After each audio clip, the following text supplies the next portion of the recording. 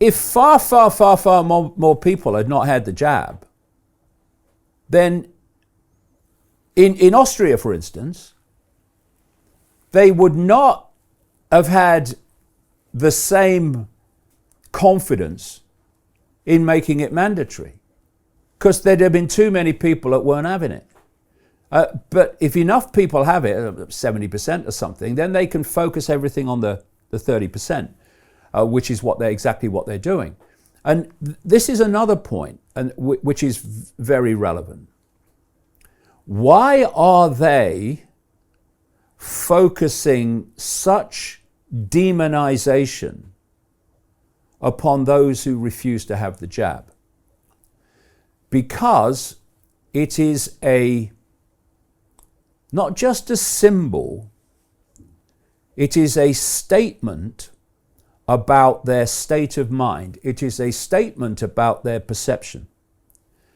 If you refuse to have the fake vaccine, no matter what the level of pressure, then you, by definition, are in group number 3. You are saying, I can see what's happening and I'm not cooperating with it.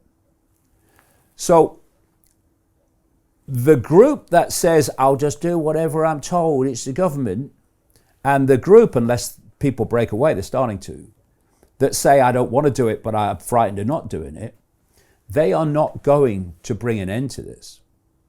They are going to bring an end to it.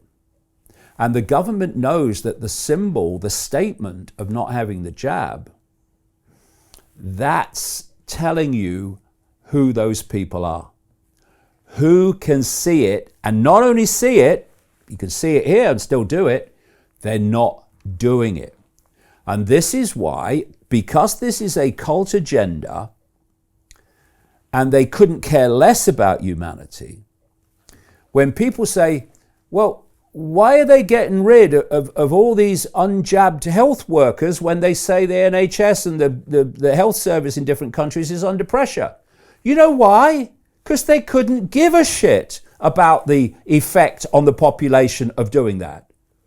And people say, well, why are they throwing out all these highly trained troops from the American military, Navy SEALs, all these different people? Because they won't have the jab. How's that going to affect the American military? The cult couldn't give a shit. Why are they doing it?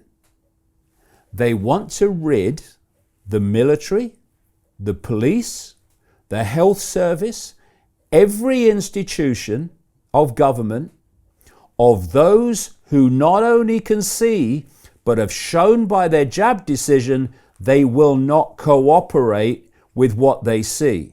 They want them out of the entire system.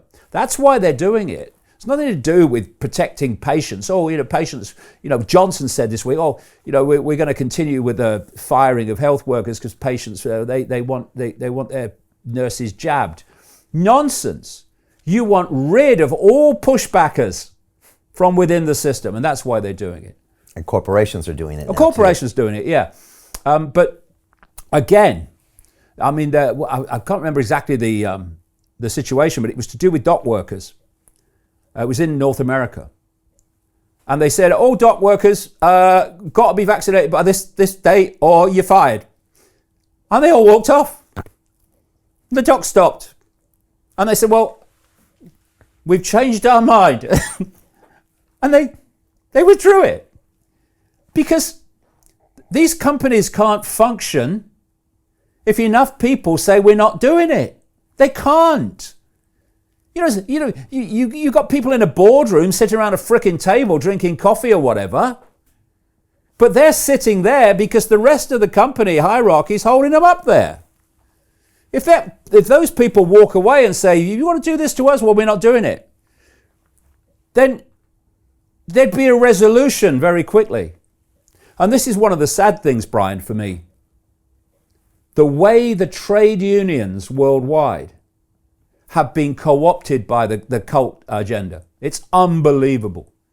Where you've got the teachers' unions wanting to stop kids going to school not because there's any threat to bloody health, and insisting, wanting to insist they still wear masks with endangering their psychology and their health. The unions should be standing up for the kids, and they're not.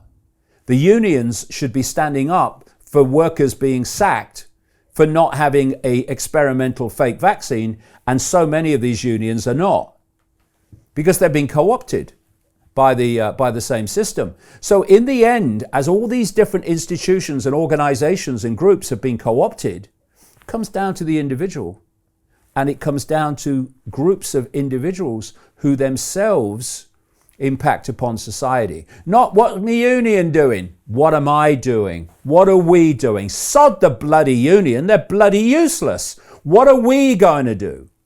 Oh, well, what are the government doing? Sod the government, what are we going to do? And then the government will have to respond.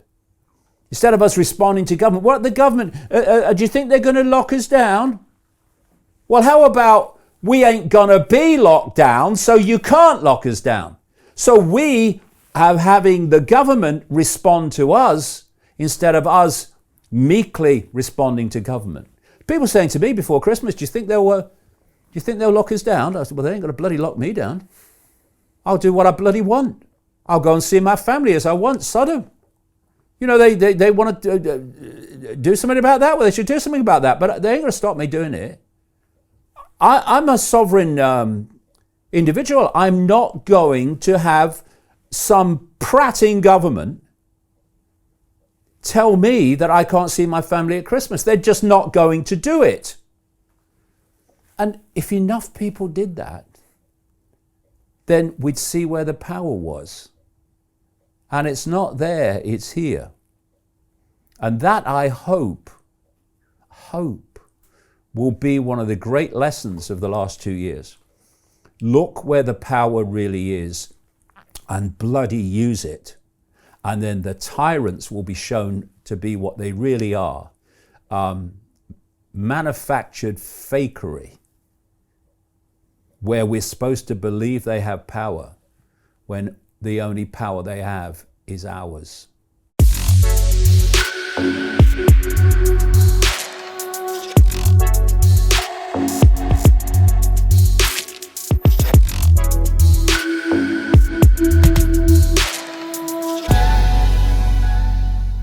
Hi, it's Brian Rose from London Real. You probably know that we've just recently been re-platformed on YouTube after 25 months completely in the dark. The truth is, I really need your help. What I really need you to do is click on that subscribe button right now, like this video, and maybe even leave a comment or share the link with friends. We're really fighting against an algorithm that's tried to keep us quiet for so long. And the more subscribers we have, the more people watch our content, the better guests we can bring you, the better content, and we can continue transforming lives. We've been doing this for 14 years now. I want to do this for another 14 years, but I really need your help. So click on that subscribe button, like the video, leave a comment, share this, and we're going to continue to bring you more and more great content. Thank you.